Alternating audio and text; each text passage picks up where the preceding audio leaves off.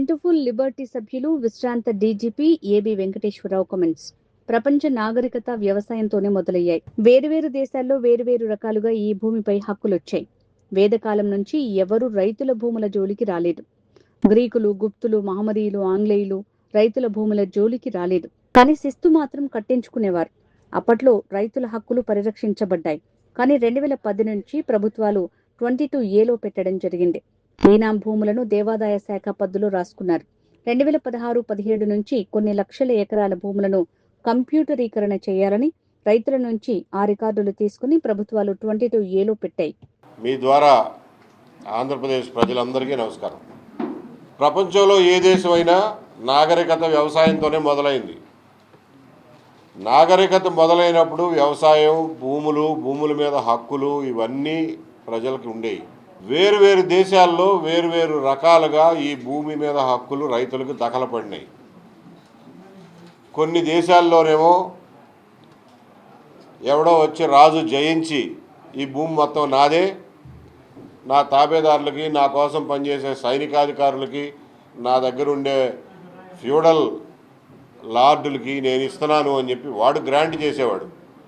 వాడు కింద రైతులకి కౌలుకిచ్చి వాళ్ళతోటి వ్యవసాయం చేయించుకునేవాడు. అదొక పద్ధతి, ల్యాండ్ టైటిల్ బై కాంక్వెస్ట్. చాలా దేశాల్లో, మన దేశంలో కూడా మన పూర్వీకులు గోచిగుడ్లు కట్టుకున్న రోజున, ఇనప పారలు పనిముట్లు లేని రోజుల్లో చెక్క ముక్కలు చెక్కుకునో చేతులతోనో రాళ్ళు, రప్పలు, చెట్లు, చేమలు, తుప్పలు అన్నీ తీసేసి భూమిని చదును చేసుకుని 4 ఎడ్లతోటి దున్నుకుని గట్లు వేసుకుని భూములు తయారు చేసుకున్నారు. అది సంప్రదాయబద్ధంగా వాళ్ళకి ఆ ఆస్తి మీద వచ్చినటువంటి హక్కు, హోమ్ స్టీడింగ్ అంటారు. చాలా దేశాల్లో జరిగింది. మన దేశంలో ముఖ్యంగా మనకు వచ్చిన భూమి హక్కులు దురాక్రమణల ద్వారా, ఆక్రమణల ద్వారా, రాజ్యాలను జయించడం ద్వారా, కత్తి మొనల ద్వారా రాలా. రైతులు కష్టపడి వాళ్ళ కుటుంబ సభ్యులు పాము కాట్లకు గురై, అనారోగ్యాలకు గురై, మలేరియాలకు గురై చచ్చిపోతూ బతుకుతూ తయారు చేసుకున్నటువంటి భూములు ఇవి. వాటి మీద మనకి సంప్రదాయబద్ధంగా వచ్చిన హక్కుల్ని వేదకాలం నుంచి ఎవరు ముట్టుకోలా. రైతుల జోలికి ఎవడో రాలా. గ్రీకులు, కుషాన్లు వచ్చినా కానీ మన జోలికి రాలా. గుప్తుల కాలం నుంచి రైతుల జోలికి ఎవడో రాలా. ముస్లిం రాజులు దండయాత్రలు చేసినా కానీ మన భూముల మీద వాళ్ళు మాకు ఈ భూమి అంతా మాదే, దీని మీద మాది హక్కు అని ఎప్పుడు అనలా. రైతు భూమి రైతుదే, వ్యవసాయం చేసుకునే హక్కు వాడిదే, వంశపారంపర్యంగా తన కొడుకులకి, కూతుళ్ళకి ఎవరికి ఇచ్చుకుంటాడో వాడిదే, అమ్ముకునే హక్కు వాడిదే, తాకట్టు పెట్టుకునే హక్కు వాడిదే. కాకపోతే శిస్తు కట్టండి, సంవత్సరానికి ఇంత శిస్తు కట్టండి అని చెప్పి అందరి దగ్గర శిస్తు కట్టించుకునేవాళ్ళు. ఆ శిస్తు కట్టడం కోసం, ఎవరి దగ్గర ఎంత శిస్తు వసూలు చేయడం తెలియటం కోసం, ఇదిగో ఈ చెక్క 4 అంకణాలు అంటారో, 4 ఎకరాలు అంటారో, రకరకాల విస్తీర్ణం యూనిట్లలో పలానా రైతుది అని చెప్పి అప్పుడు వచ్చి రాని కాగితాలు లేవు, ప్రింటింగ్ లేదు. ఆ రోజుల్లో చెక్క ముక్కల మీద రాసేవాళ్ళు, ఏమి రాసేవాళ్ళు, లేకపోతే గ్రామంలో అందరూ ఇది పుల్లయ్యదేనావా, మేము ఎవరు కాదంటలేదు అని చెప్పి అందరూ ఒప్పుకున్న పరిస్థితుల్లో రైతుల హక్కులు పరిరక్షించబడినాయి. ముస్లిం దండయాత్రల తర్వాత కూడా ఇంగ్లీష్ వాళ్ళు వచ్చిన తర్వాత వాళ్ళేమి ఈ దేశంలో ఉన్న భూమి మొత్తం మాదే, దీని మీద సర్వ హక్కులు మావే, టైటిల్ మాదే, పట్టా మాదే అని ఎప్పుడు అనలా. వాళ్ళు ఇన్ఫ్యాక్ట్ జమీందారుల కింద, పాలెగారుల కింద లెక్కలు లేకుండా ఉన్నటువంటి భూముల్ని వెంకటగిరి, నూజివీడు, పెద్దాపురం, విజయనగరం, కపిలేశ్వరపురం, చల్లపల్లి లాంటి జమీందారీలు తప్పించి మిగిలిన రాష్ట్రం మొత్తం ఏ రైతు చేతిలో అయితే ఆ భూమి ఉందో ఆ రైతు పేరు మీద రైతువారి సెటిల్మెంట్ అని చెప్పి మన్రో టైంలో సెటిల్మెంట్ చేసి ఆర్ఎస్ఆర్ అని చెప్పి, ఆర్ఎస్ అని ముందు, తర్వాత రీసెటిల్మెంట్ రిజిస్టర్ అని చెప్పి 1907, 8 ప్రాంతాల్లో అప్పట్లో ఉన్న ప్రింటింగ్ టెక్నాలజీతోనే ముద్రలేసి మరీ గ్రామాన పంచారు. ఇదిగో ఇది సుబ్బారెడ్డి గారి భూమి, ఇన్ని ఎకరాలు, దీనికి ఎఫ్ఎంబి ఇది, దీనికి కొలతలు ఇవి, ఉత్తరాన ఇంత కొలత, దక్షిణాన్ని ఇంత కొలత అని చెప్పి మన చేతికి అప్పచెప్పిపోయారు ఇంగ్లీష్ వాళ్ళు కూడా రైతుల హక్కులు లేనాడు కాలరాయిల శిస్తు వసూలు చేసుకున్నారంతే.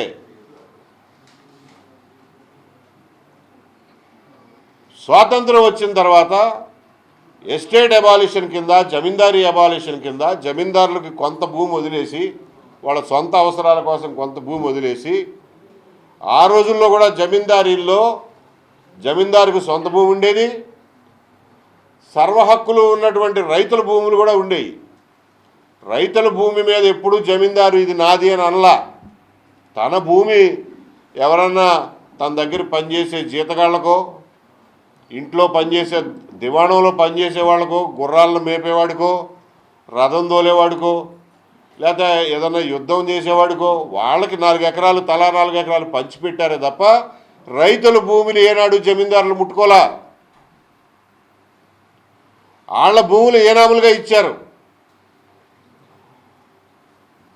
ఎస్టేట్ అబాలిషన్ యాక్ట్ అప్పుడు జమీందారుల దగ్గర ఉన్నటువంటి అదనపు భూమి, ఎక్సెస్ భూమి ఏదైతే ఉందో అదంతా గవర్నమెంట్ తీసుకుని జమీందారులకు కొంత భూమి వదిలిపెట్టి వాళ్ళ వారసులు ఎంతమంది ఉన్నారో వాళ్ళని చూసి తలా కాస్త ఇచ్చి, జమీందారులు ఏనాంగా ఇచ్చిన భూమికి కూడా పట్టాలిచ్చి 1954లో ఒకసారి పూర్తి స్థాయిలో సర్వే చేసి మరీ అందరికీ భూములు అప్పచెప్పారు. అప్పటికే రాష్ట్రంలో రకరకాల జిల్లాల్లో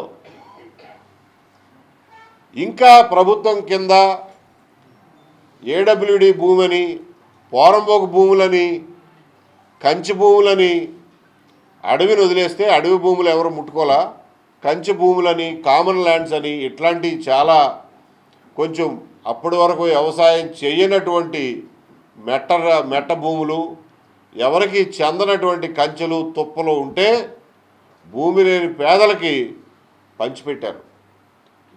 పంచిపెట్టినప్పుడు 1960లోనూ అప్పుడు సెటిల్మెంట్ ఆఫీసర్లు ఉండేవాళ్ళు. వాళ్ళు సెటిల్మెంట్ చేసి, ఇదిగోనండి సుబ్బారెడ్డి గారు, ఈ 4 ఎకరాల భూమి ప్రభుత్వం మీకు సెటిల్ చేసి ఇస్తుంది, దీని మీద ఇక నుంచి సర్వహక్కులు మీవే అని చెప్పి సరిహద్దులతో సహా వాళ్ళకి పట్టాలు ఇచ్చారు. ఇట్లా పట్టాలు తీసుకున్న భూములు కొన్ని లక్షల ఎకరాలు ఉన్నాయి.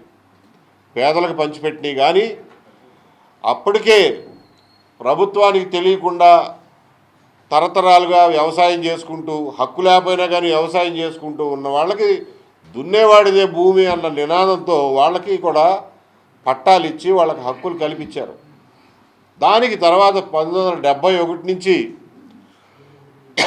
పాస్బుక్లు, అడంగళ్ళు, 1Bలు అన్నీ వచ్చినాయి. బ్యాంకుల్లో పెట్టుకునేవాళ్ళం, రైతు కార్డులు తీసుకున్నాం, కిసాన్ కార్డులు తీసుకున్నాం, అప్పులు తెచ్చుకున్నాం, తీర్చాం, మళ్ళా తెచ్చుకున్నాం, అమ్ముకున్నాం, పిల్లలకి కట్నాలుగా ఇచ్చాం, పిల్లలకి రాసి ఇచ్చాం, తాకట్లు పెట్టుకున్నాం. ఇవన్నీ చేసుకుంటున్నటువంటి భూముల్ని 2000 సంవత్సరాల్లో ఏ పాలకులు, ఏ ప్రభుత్వం ముట్టుకోనటువంటి నా ఆస్తి హక్కుని 2000 సంవత్సరం, ముఖ్యంగా 2010వ సంవత్సరం నుంచి ఈ ప్రభుత్వాలు చెరబట్టడం మొదలెట్టినాయి. 2012లో నాగార్జున రెడ్డి గారు ఇచ్చినటువంటి జడ్జిమెంట్ ఒకటి అడ్డం పెట్టుకుని అప్పటి వరకు ఎక్కడా లేనటువంటి ఈనాం భూముల్ని దేవాదాయ భూముల కింద దేవాదాయ శాఖ వాళ్ళు వాళ్ళ పద్దుల్లో రాసేసుకున్నారు. రాసేసుకుని వాళ్ళ పద్దులు సబ్ రిజిస్ట్రార్కి పంపించాడు. ఆయన మొత్తం లిస్టు పెట్టుకుని మనం వెళ్ళి అమ్ముకుంటున్నామండి అంటే రిజిస్టర్ చేయడానికి వీల్లేదు పొమ్మని పోయాడు. అలాగే 2017, 16, 17 నుంచి మీ భూముల్ని కంప్యూటర్లో ఎక్కిస్తాము అని చెప్పి ఆ పేరు మీద కొన్ని లక్షల ఎకరాల రైతుల భూముల్ని ప్రభుత్వ భూమిగా ఒక్క రోజులో, ఒక్క రాత్రికి రాత్రి ప్రభుత్వ భూములుగా చూపించి 22A సబ్ రిజిస్ట్రార్ ఆఫీస్కి పంపిస్తే ఆ రోజు నుంచి ఈ రోజు వరకు దిక్కు తెలియకుండా మనం ఇవాళ తిరుగుతూ ఉన్నాం. సీతాదేవి భూమి నుంచి పుట్టిందంటారు. ఏ రకంగా అయితే సీతాదేవిని భిక్షాటన పేరుతో రావణుడు వచ్చి ఎత్తుకుపోయాడో, మీ భూముల్ని కంప్యూటరీకరిస్తామన్న మిషతో ఈ రావణులు వచ్చి మన సీతాదేవిని ఇలాంటి మన భూముల్ని తీసుకెళ్ళి 22A అనే లంకలో కూర్చోబెట్టారు. ఈ రోజున ఆ లంకలో బందీగా ఉన్నటువంటి సీతాదేవిని భూమిని ఇడిపించుకోవాల్సిన బాధ్యత మంది. దానికోసం ఏ యుద్ధానికైనా మనం సిద్ధం కావాల్సిందేనని చెప్పి మీ అందరూ చేస్తున్నా. ఎందుకంటే బతిమాలితే రావణుడు ఏమన్నా ఇచ్చాడా? మండోదరి మాట ఏమన్నా విన్నాడా? హనుమంతుడు వెళ్ళి బతిమాలితే ఇచ్చాడా? యుద్ధం చేస్తేనే ఇచ్చాడు. లేకపోతే ఈ రావణులు, ఈ కుంభకర్ణులు, ఈ ఇంద్రజిత్తులు, ఈ దేవాంతకులు, ఈ నరాంతకులు వీళ్ళందరూ కలిసి సీతాదేవిని ఇడిపించే పరిస్థితిలో లేరు. రావణుడికి 10 తలకాయలు ఉన్నట్టే ఈ రోజున మన భూమిని ఎత్తుకుపోయిన వాళ్ళకి ఒకళ్ళ ఎంఆర్ఓ పేరు మీద, ఆర్డీఓ పేరు మీద, విఆర్ఓ పేరు మీద, బ్రోకర్ల పేరు మీద, ఎమ్మెల్యేల పేరు మీద, జాయింట్ కలెక్టర్ల పేరు మీద, కలెక్టర్ పేరు మీద, సీసీఎల్ఏ పేరు మీద ఇన్ని తలకాయలు ఉన్నాయి. ఒక తలకాయకి అన్నం పెట్టినా మిగిలిన 9 తలకాయలు మా సంగతి ఏంటంటున్నాయి. కాబట్టి ఈ 10 తలకాయల రావణుడిని పడగొట్టాలంటే, మన సీతాదేవిని మనం రక్షించుకోవాలంటే బాణం వేయాల్సిందే, యుద్ధం చేయాల్సిందే. శ్రీరాముడు 2 చేతులతోనూ బాణాలు వేశాడు. మనకు ఆ అవసరం కూడా లేదు. మనకి ఈ రావణుడిని పడగొట్టడానికి 1 వేలు చాలు బటన్ నొక్కటానికి. కాబట్టి ఖబర్దార్ అని చెప్తున్నాం. మర్యాదగా మాకెవరికి తెలియకుండా, నోటీస్ ఇవ్వకుండా సీతాదేవి తల్లి లాంటి మా భూముల్ని ఎత్తుకుపోయి శ్రీలంకలో 22A దాచిపెట్టావో దాన్ని బేషరతుగా తిరిగి మాకు అప్పచెప్పండి. అందులో మీకు ఏమన్నా క్లెయిమ్ ఉంటే, ప్రభుత్వ భూమి ఉంటే మాకు నోటీస్ ఇచ్చి మాట్లాడండి. అంతే తప్ప ఆడి దగ్గరికి వెళ్ళు, ఈడి దగ్గరికి వెళ్ళు, రావణుడి మా తమ్ముడు ఉన్నాడు ఆడితో మాట్లాడు, ఆడు 6 నెలలు కుంభకర్ణుడు 6 నెలలు నిద్రపోతాడు, 6 నెలలు తింటాడు. అంటే 6 నెలలు పదవిలో ఉంటాడు, 6 నెలలు అపోజిషన్లో ఉంటాడు. ఎవరిని అడగాలి మనం పోయి? అందరూ ఒకటైపోయారు ఇందులో. ఈ రోజున చంద్రబాబు నాయుడు గారు నిన్నే అంటున్నారు, బాపట్లని 22A విముక్త జిల్లాగా చేయడానికి కలెక్టర్ గారు ఒప్పుకున్నారు అంట. ఈయన ఒప్పుకోలా, కలెక్టర్ గారు ఒప్పుకున్నారంట. కలెక్టర్ గారు ఖచ్చితంగా చేస్తారు, అభినందిస్తున్నా. కలెక్టర్ గారు చేసిన తర్వాత నేను వచ్చి పట్టాలు పంపిణీ చేస్తా. పని చేయాల్సింది కలెక్టరు, పంపిణీ చేసేది నువ్వా? నిజంగానే ఒక సవాల్ విసురుతున్నావు ఈ రోజున. బాపట్ల జిల్లాలో 5 వారాలు, మీరు చెప్పిన 5 వారాల్లో కనుక కలెక్టరు 22A విముక్తి జిల్లాగా ఆ జిల్లాని చేయలేని పక్షంలో కలెక్టర్ని అక్కడి నుంచి ట్రాన్స్ఫర్ చేయండి. ఇదే సవాల్ని స్వీకరించి 22A పెట్టిన నోటీసు లేకుండా 22A పెట్టిన ప్రతి ఎకరం, ప్రతి సెంటు భూమిని రోల్ బ్యాక్ చేయండి. ఆ ఛాలెంజ్ తీసుకునే దమ్ముందా అని అడుగుతున్నా. చంద్రబాబు నాయుడు గారిని ఈ ఛాలెంజ్ తీసుకోమనండి. ఆయనే చెప్పారు కదా, ప్రతి కలెక్టర్ల సమావేశంలోనూ ఇది ఒక తమాషా అయిపోయింది. వచ్చే కలెక్టర్ల సమావేశానికల్లా 22A మిగలడానికి ఏం లేదు అంటారు. ఎందుకు చేస్తారండి? ఎందుకు చేస్తారో మీకు తెలీదా? ఎందుకు చేయరో మీకు తెలీదా? ఏం చేస్తే చేస్తారో మీకు తెలీదా? ఇన్ని రోజుల నుంచి మీరు ప్రభుత్వాన్ని నడుపుతున్నారు. కింద ఎంఆర్ఓల కాడి ఆర్డీఓల కాడి ఎమ్మెల్యేల కాడి బ్రోకర్ల కాడి ఉన్న విషవలయం మీకు తెలీదా? కాబట్టి ఈ రోజున రైతుల్ని బయట పడేయాలంటే ఒక్కటే మార్గం, roll back 22A. Roll back 22A, roll back 22A. లేకపోతే ప్రజాగ్రహాన్ని, ప్రజా యుద్ధాన్ని, ఇంకొక రామరావణ యుద్ధాన్ని చూడటానికి సిద్ధపడండి. Thank you.